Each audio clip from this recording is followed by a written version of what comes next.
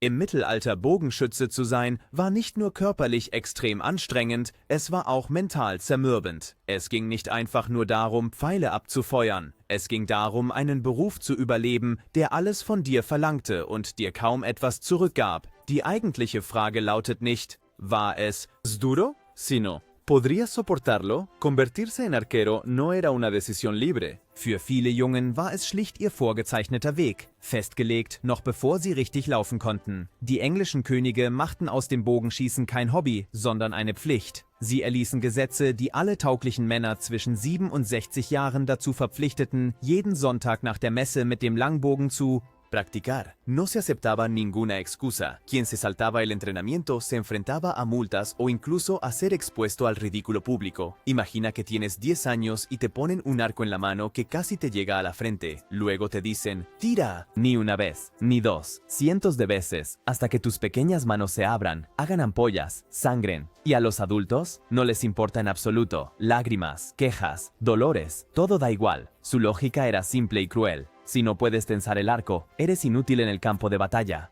Todavía, mal. Esta orden se convirtió en tu compañera diaria, incluso cuando tus hombros ardían y tus dedos estaban abiertos y heridos, incluso si al principio te daban un arco de práctica más pequeño. A más tardar, a los 12 o 13 años, se acababa la indulgencia. Luego se esperaba que usaras el arma real. Un arco largo, que requería una fuerza de tracción que incluso superaría a muchos deportistas actuales. El objetivo no era simplemente dar en el blanco, se trataba de tener una fuerza increíble en la parte superior del cuerpo. Construir. El arco requería una fuerza de tiro de más de 100 libras, y eso docenas de veces al día. Mientras otros niños jugaban, los futuros arqueros levantaban piedras, tensaban pesas, repetían el mismo movimiento 1000 veces, tanto hasta que sus cuerpos cambiaban visiblemente. Y eso no es un mito. Los arqueólogos han examinado los esqueletos de arqueros medievales y encontraron columnas vertebrales deformadas, hombros deformados, huesos del brazo izquierdo sobredimensionados y crecimientos óseos gruesos en los dedos. En algunos casos, el hueso del brazo izquierdo era un 50% más fuerte que el derecho. Estos hombres estaban literalmente formados por su oficio. A los 16 años, los arqueros experimentados podían disparar hasta 12 flechas por minuto, a objetivos a 180 o incluso 200 metros de distancia. Sus dedos estaban llenos de surcos, su callosidad tan gruesa que apenas se podía perforar con una aguja. Y eso probablemente era algo bueno, porque la ayuda médica en aquel entonces a menudo no era más que un dicho: ponle suciedad, sigue practicando. Se podría pensar que un arquero, después de tantos años de entrenamiento, desarrollaría una conexión profunda con su arma. Pero la verdad era más complicada. El arco largo inglés era una obra maestra del arte de la guerra, pero también una fuente inagotable de sufrimiento físico. El arco en sí era enorme, generalmente entre 1,80 metros y 2 metros de largo, a menudo igual de grande o incluso más grande que el propio arquero. Fabricado en madera de tejo, era relativamente ligero, normalmente pesaba entre 1,5 y 2 kilogramos, pero después de una larga marcha, este peso se sentía como plomo. Pero el verdadero problema no era el transporte, sino tensarlo. Hallazgos de arcos antiguos muestran tensiones entre 90 y 180 libras. Comparación. Los arcos de caza modernos suelen estar entre 40 y 60 libras. Eso significa que tensar un arco largo era más o menos como levantar un perro de tamaño mediano con 3 dedos, y no solo una vez, sino cientos de veces al día.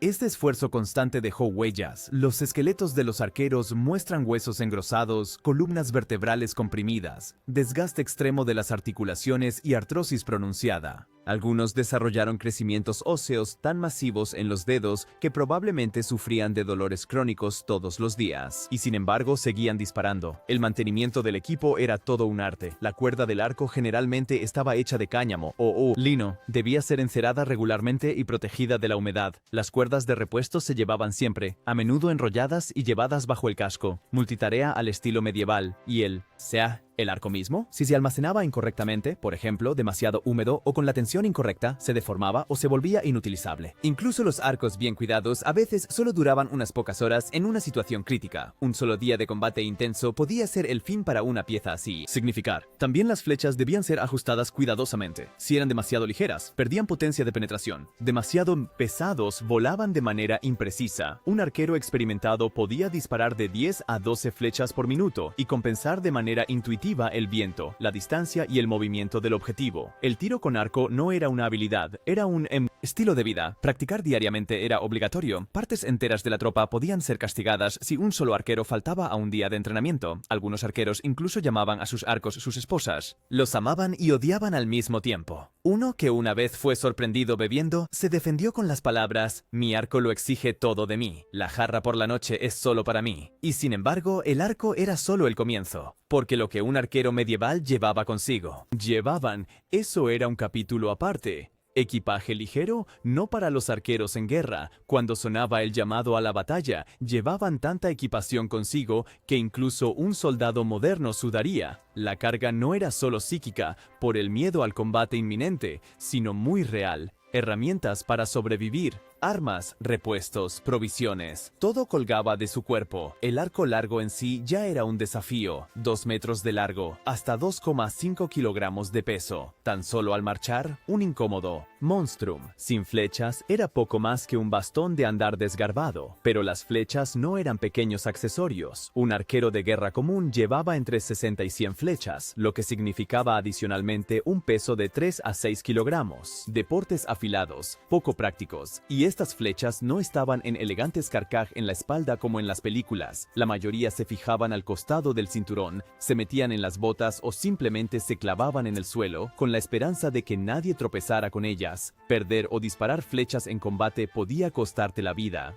Por eso, muchos arqueros llevaban material para fabricación de emergencia: puntas de flecha, plumas, astiles y pequeños kits de reparación. Manualidades en medio del derramamiento de sangre. Bienvenidos al nivel de estrés de un guerrero medieval. Las cuerdas del arco también representaban un riesgo. La lluvia hacía que las cuerdas de cáñamo se hincharan y volvías inútil. Por eso, cada arquero llevaba al menos 3 cuerdas de repuesto envueltas en tela encerada. Algunos las llevaban en pequeñas bolsas, otros en el casco y algunos incluso las escondían en partes del cuerpo de las que es mejor no hablar. Si tu vida dependía de una cuerda seca, la etiqueta era secundaria. Y luego la armadura. La mayoría llevaba chaquetas acolchadas y gruesamente forradas, de 5 a 7 kilogramos de peso. Quien tenía suerte conseguía además una cota de malla, 9 kilogramos más sobre los hombros. A eso se añadía un casco, de 1 a 2 kilogramos, quizá un pequeño escudo y un puñal, un martillo o un hacha. Apuntalar era el plan A, aniquilar el plan B. A eso se sumaban alimentos, agua, un abrigo, encendedor, botas de repuesto. Rápidamente, todo esto sumaba un peso total de 30 a 40 kilogramos. No es de extrañar que muchos se describieran como mitad humano, mitad animal de carga y que se dijera que un arquero sin dolor de espalda estaba o muerto o era un mentiroso. Después de días en terreno accidentado con esta carga, disparar se sentía casi como un descanso, pero no había pausas. Incluso el cuerpo más fuerte tenía que seguir adelante. La verdadera batalla no comenzaba en el campo, sino en el camino hacia allí. Batallas no eran eventos planificados que comenzaban a las 10 en punto. Eran el objetivo de una marcha asesina, que a menudo comenzaba antes del amanecer, sin café, sin desayuno, en el mejor de los casos con agua fría y pan seco. El fuego abierto estaba a menudo prohibido en territorio enemigo, peligroso, demasiado llamativo. Eso significaba que el desayuno era tan frío como el ambiente, y entonces comenzaba la marcha del día. 20, a veces 30 kilómetros, día tras día, con 30 a 40 kilogramos de equipaje en la espalda. Era como un maratón diario, con zapatos malos a través del barro, en un clima que se sentía como una ofensa personal. Caminos bien cuidados, un lujo. La mayoría de las veces solo había senderos fangosos, campos, bosques o caminos de piedras que parecían hechos para romper tobillos. Los mapas eran imprecisos y los guías no siempre confiables. Un cronista francés describió a los arqueros ingleses como una plaga de langostas, cuyos pies eran tan duros que incluso las piedras cedían. Ningún eher ein wütender Kommentar über Verwüstung und Elend. Die Schuhsituation war desaströs. Ein paar einfache Lederstiefel, dünn ohne Sohle, natürlich nicht wasserdicht. Wenn sie durchgelaufen waren, benutzte man, was man finden konnte. Drapos, restos de tela, cuero de camaradas caídos. Algunos endurecían sus pies caminando descalzos sobre grava. Frotaban o sus suelas con vinagre y sal. Funcionaba, pero no era agradable. Y el clima, un completo desastre. En verano amenazaba el golpe de calor. En invierno uno se congelaba. Lluvia, el peor enemigo del equipo y la moral. Todo se mojaba, todo se volvía pesado.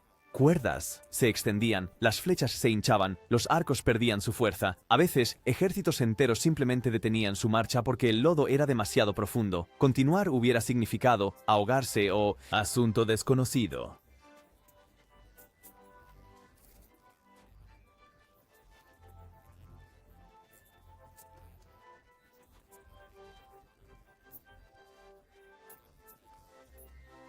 Comida, pan duro, que tenía que ser remojado para ser comestible. Carne seca, tan dura como un viejo zapato. Organizar provisiones solía significar simplemente tomar lo que se pudiera encontrar, saquear, intercambiar, cazar o pasar hambre. Y cuando finalmente llegaban, exhaustos, extenuados, medio congelados, eran más peligrosos que nunca, porque quien había sobrevivido a todo eso no estaba mentalmente preparado para romper. La batalla podía ser brutal, pero el camino hasta ella era a menudo peor. Estos hombres eran más que tiradores, eran máquinas de asedio humanas, la artillería viviente de la Edad Media. Estaban hombro con hombro en largas filas, pero nada era casual. Cada paso, cada posición, cada objetivo estaba calculado. Los comandantes planeaban el campo de batalla como un enorme juego de ajedrez. Un terreno elevado significaba mayor alcance. Los bosques a la espalda protegían de caballería. El sol en la cara del oponente, ventaja gratis. Y la formación era ligeramente curvada, no una línea, para que las flechas impactaran desde diferentes ángulos e hicieran imposible escapar. Esta aparentemente simple formación tenía un efecto mortal. Un solo arquero podía disparar hasta 12 flechas por minuto. 100 arqueros significaban más de 1000 flechas por minuto. En algunas batallas famosas, lucharon hasta 6000 arqueros ingleses a la vez. Eso equivalía a más de 60.000 flechas por minuto que caían sobre el enemigo. No una escaramuza, una tormenta, una lluvia de madera, hierro y la muerte. Pero no era un disparo al azar. Contra los soldados de infantería, los arqueros disparaban en salvas continuas. Los enemigos debían moverse más hacia adelante, mientras que al mismo tiempo eran atravesados.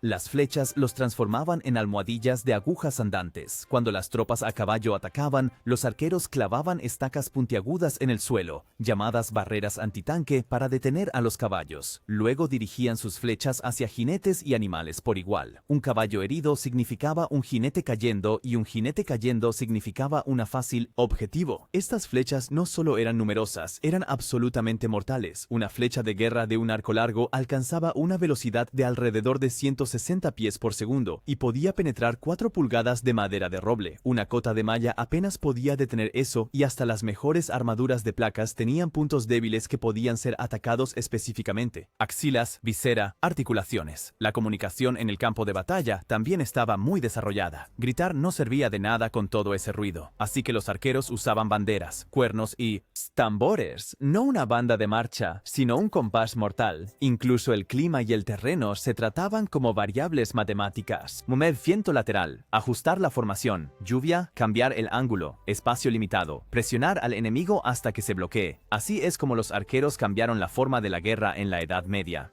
Fundamental. Convirtieron la distancia táctica en una masacre. Quienes se enfrentaban a ellos a menudo solo tenían dos opciones: morir o desear hacerlo. Pero por bueno que fuera el sistema, eventualmente ya no fue suficiente, porque una vez que el enemigo estaba lo suficientemente cerca, la última flecha era solo el comienzo de la pesadilla. Cuando el oponente superaba la distancia o se acababan las flechas, el arquero a distancia se convertía en un combatiente cuerpo a cuerpo desesperado, sin líneas de suministro, sin helicópteros, sin radio, solo el acero desnudo y la brutal realidad. Un arquero tenía entre 60 y 100 flechas. En un combate intenso podían agotarse en 15 minutos, y cuando la caballería enemiga rompía las líneas, significaba: saca tu segunda arma y reza para aguantar lo suficiente. Tan pronto se disparaba la última flecha, comenzaba la lucha por sobrevivir. Muchos arqueros recurrían entonces a sus armas secundarias, a menudo simples dagas, útiles para comer o en el campamento, pero apenas adecuadas contra un caballero acorazado con una espada de 1,5 metros de largo. Algunos llevaban pesados martillos de madera con placas de metal, llamados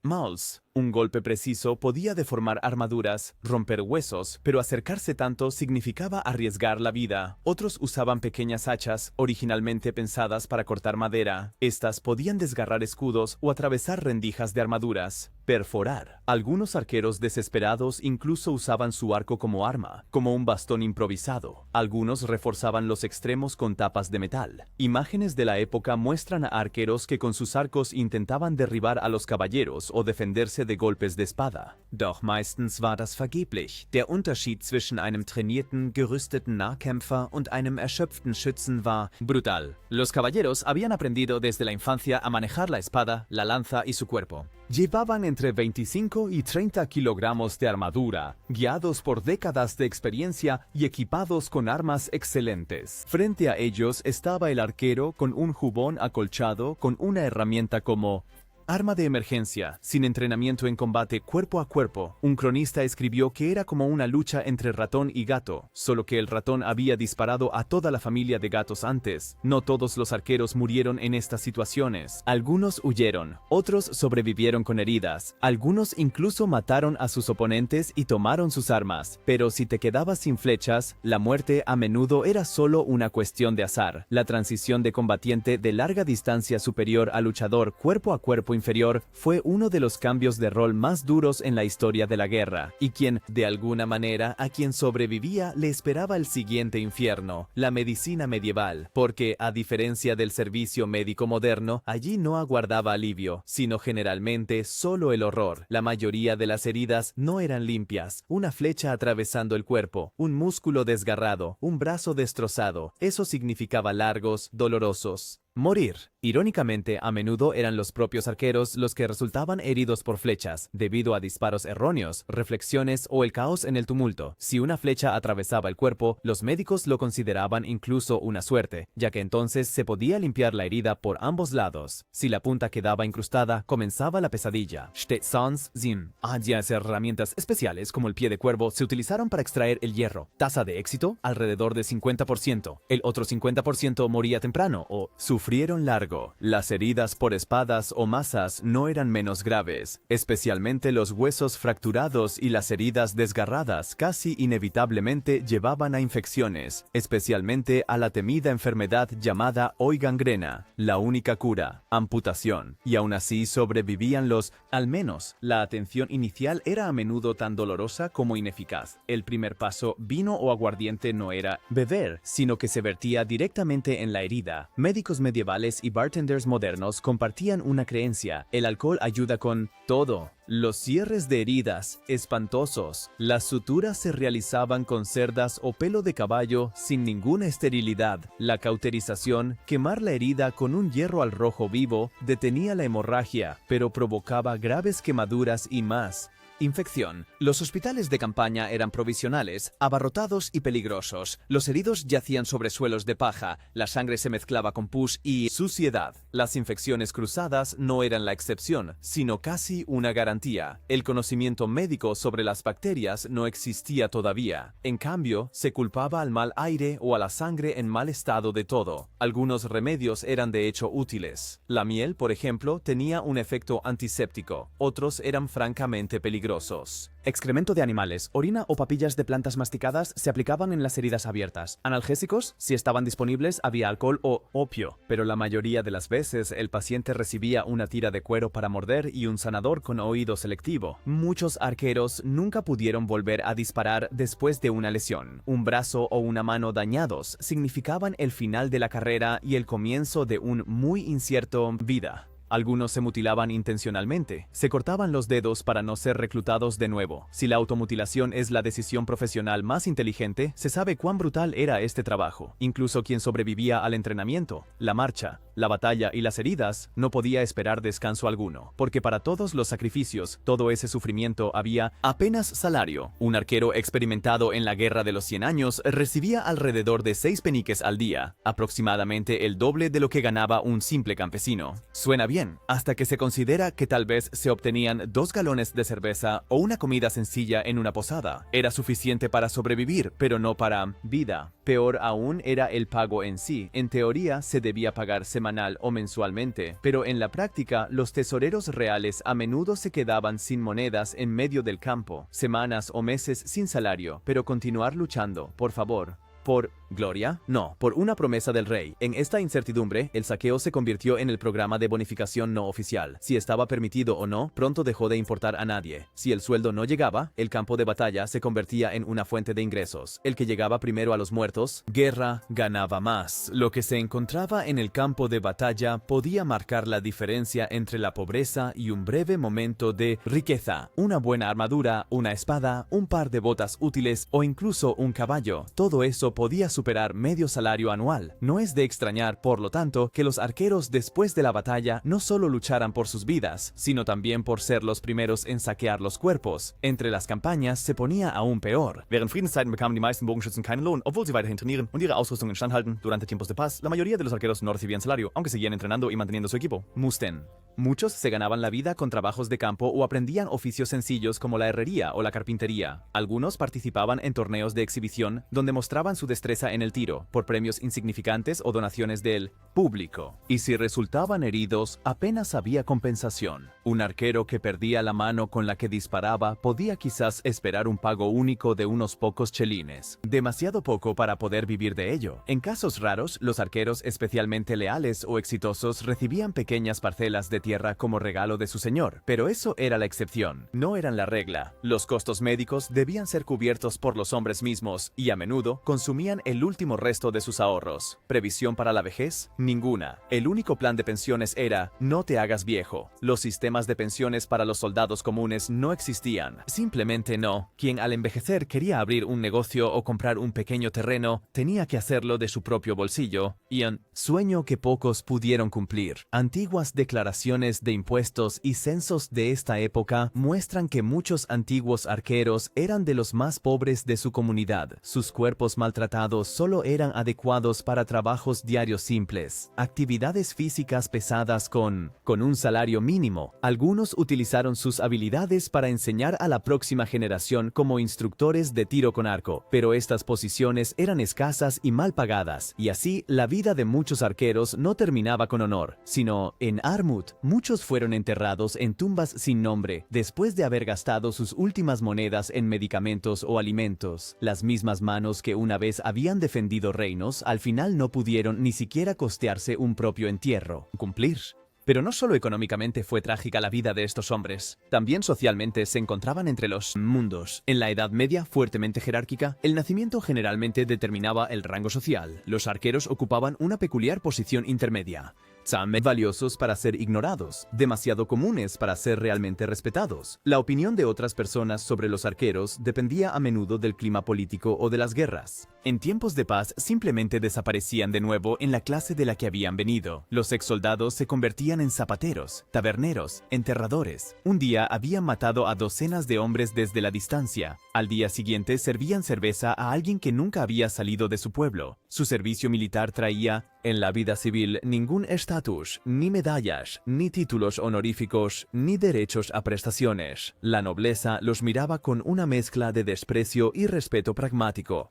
Crónicas nobles. A menudo describían a los arqueros como rudos, toscos, incultos. Sin embargo, los mismos textos también daban: sin estos hombres no se habría ganado ninguna batalla. Un famoso noble francés se lamentó una vez de que el arco largo era un arma injusta, porque permitía a la plebe matar a nobles desde una distancia segura. Matar. Quizás el cumplido más honesto que se le haya hecho a un arquero. También el pueblo sencillo estaba dividido. Los arqueros que regresaban eran vistos con recelo. Se sabía que habían saqueado, matado, violado y que a veces llevaban su brutalidad de vuelta a casa. Algunas ciudades incluso promulgaron ordenanzas especiales para evitar problemas con los arqueros que regresaban. La iglesia lo hizo aún más complicado. Oficialmente condenó el uso de armas a distancia contra cristianos. Varios papas se pronunciaron en contra de las ballestas y los arcos largos. Para muchos arqueros eso significaba elogiados por el rey, malditos por el clero. Algunos intentaron liberarse mediante donaciones generosas a la iglesia. Otros simplemente esperaban impresionar en las puertas del cielo con su puntería. Hacían. También en el caso de las mujeres, la imagen era contradictoria. Durante la guerra, los arqueros eran considerados buenos proveedores. Ganaban más que los campesinos, pero su alta tasa de mortalidad y constante ausencia los hacían poco fiables. Socios. En algunos pueblos que proporcionaban muchos arqueros, la proporción de viudas era notablemente alta.